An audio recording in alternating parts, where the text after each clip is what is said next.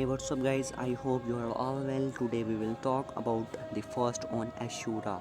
So let me explain you in this video that this is forbidden thing, and it is clear mentioned in the source of Al Sunnah book and also in Shia source.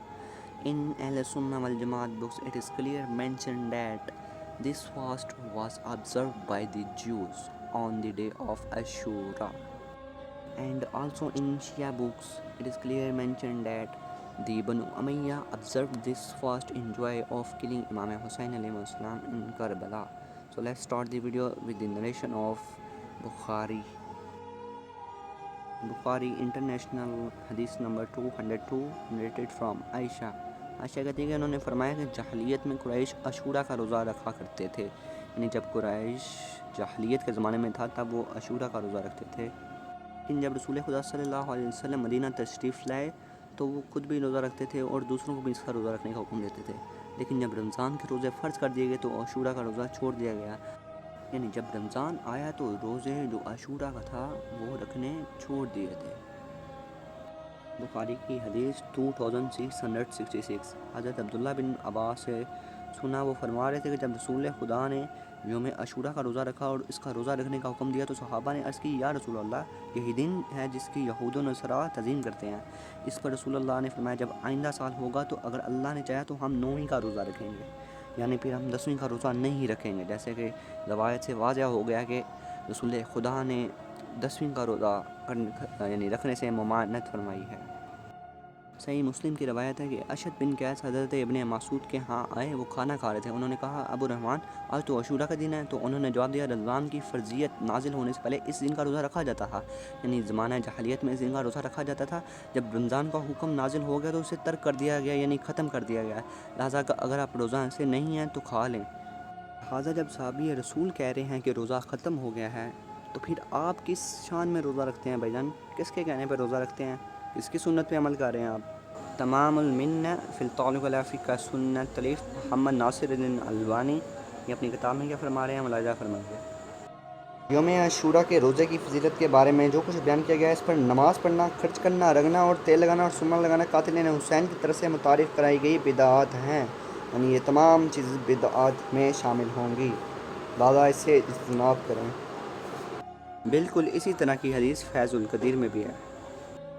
अल-फ़ुरू मिनल काफ़ी शिया कुतुब मासूमीन अलैहिस्सलाम के रवायात मुलाज़ा फरमाइए।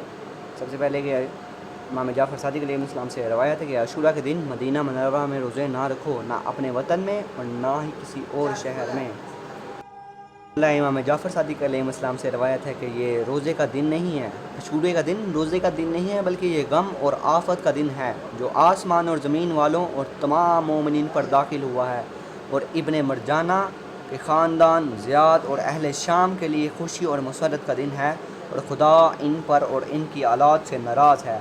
आज भी इनकी औलाद 10 मुहर्रम को सुन्नत इब्ने मरजाना समझ कर रोज़ा रखती है।